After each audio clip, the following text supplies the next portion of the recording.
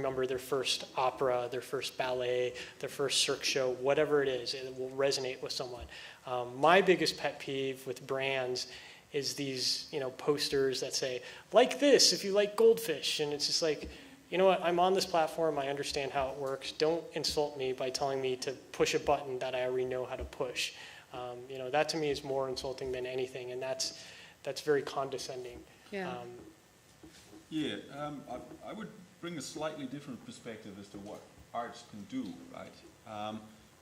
When I think about this bringing of happiness and bringing of depression, then a large part of this has to do with the disappearance of the middle communities. Mm-hmm. And of course, art is a giver of meaning to a certain extent. It makes up history. It defines communities. And so artists in principle can have a role of creating local communities.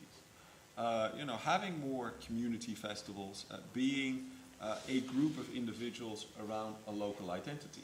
And I guess in the States that's hard because people travel around and it creates these very large communities, even arts communities, which suffer from the same problem, which is that millions of people are trying to vie for top spots in what is basically a very small top layer. And so that creates a lot of losers.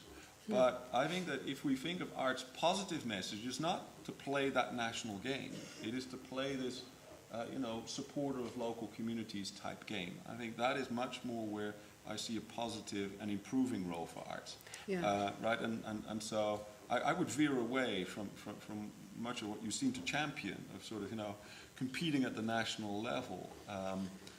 But I think to that point, and I agree with you there, is that it creates more awareness at that middle level and creates, it forms that community that kind of disbanded, and it kind of reinvigorates that community. Yeah, and you want it to be physically there, so yes. that basically you can't visit it on Facebook. Yep. Right? You basically want artists to cut that off. Yep. Basically, you can only be part of that community if you're not on the sphere. Yeah. Yep. There's a great museum, I'm guessing some of you read her blog. Nina Simon has a blog called Museum 2.0. Do any of you know this, or have you read it? Yeah. So she turned around basically the Santa Cruz Museum of Art and History, and she has this analogy that she talks about where she said, you ever notice if people go out walking their dogs, that the two dogs will bump into each other, and then the two humans attached to the dogs will talk to one another. She said basically dogs become this great conduit to connect people that would otherwise never speak to one another to speak.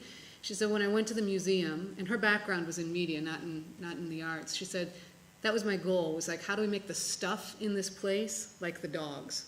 The thing that makes two people who would not normally speak to one another come together. And so her goal, she actually wrote a post not too long ago about target marketing versus trying to be for everybody. And she said, we've actually determined that we don't want to do target